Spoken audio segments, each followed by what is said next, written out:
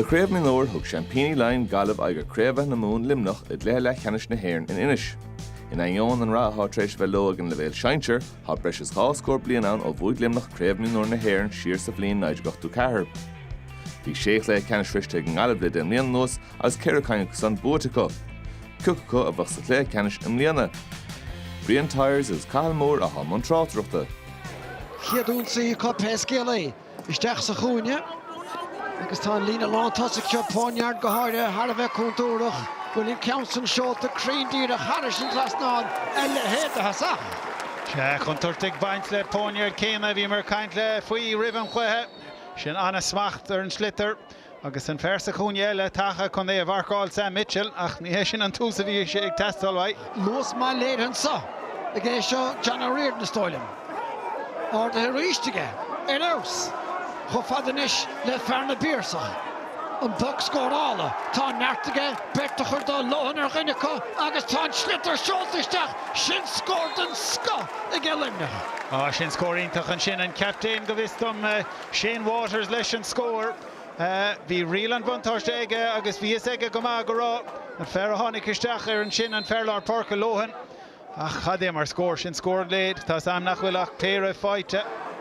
An lúsan san aige ledan na galíigh tá sé gafa trí chud afaseach an slitter nedathe gúna líontáinige ach conas a déidir leis do Lollar Páirc isteach. Seo five a bhí ag na gaiilehigh ag le Canis Line an Leroy ag teach tríd an lár leis na rúthar éonar agus is tócha go raibh sé sin arolalas ag Nelligan agus ag teachtasteach. Fuilech amacha fág fúmsa sin san lántas é sé seo Bennis tamil má ansprúch ní héana le sé mátá peinte ála nile. Counson dianta gras McLaren láide go leor an gúla na hógant. Nes mar sin taig McCarthaigh. Réist íoch le gé John O'Reardon do las mócha McCarthaigh á bhóla féhrú ach tá an bheartdiantaige peinte a chuig anna bhisneach ar héin. Lev leáil diantar sinach tá John O'Reardon agus tá ceathar ina dhéigean san ach tá sé hénig fós a gháil chun cín i trá leis a gcónaí. Ábhar spáis diantaige rá hénig bheith sé seo ar faointe míúlteach ar fad ag John O'Reardon. Nelligan ábhrúchan cín agus Zach Bennis a gúsáid in Nirtinson chun bhaite chimeata agus é casa timppel sin flagra últeach ag Bennis ar gháscór cóin. Tá le cheannis na hÉireann na greibh Miniúr Electric Ireland.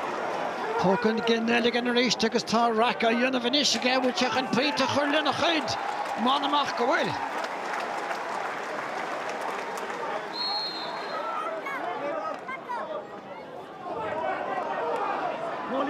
Paul Collins an boutas a féhrú tóca aige bhfuil aige McAdam isteach le Eamon O'Sullivan ialaithe tríthe agus a rís grain cearathe tá na scileanna agus na ceasa ar fad acu.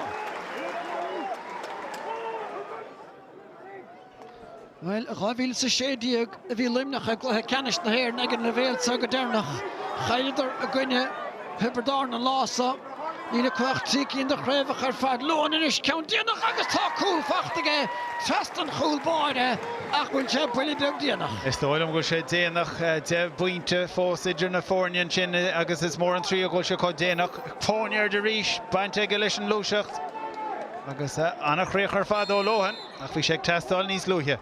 Tá chúil sa chluthe feite ag an dá ihir a hocht.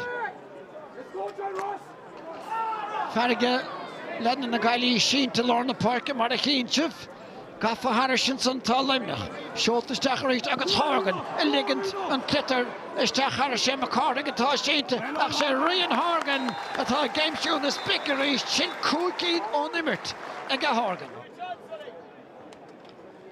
Ach bhfuil sáú bhfuile le déanamh ádaige McLaren isteach an san agus Lohan a tarachastig féghónú férí agus tá puck Cúig bhéidir a seasca ach ní saoine sin réitóide sin mar gúil fuireann ógánach buan ógánach san limnaí treis bob ó bhuala ar an gaiileh. We just applied ourselves really well. I don't think the scoreline necessarily reflects what Galway are at either. It's very difficult at minor. Young players and, you know, confidence can kind of, I suppose, drain away from players on a day like this. So, look, we're just delighted to have got over today and got into the final. It was a good performance. Look, Tipperary will be overwhelming favourites, we know that, so we're just going to have to do the best we can to prepare properly for that game.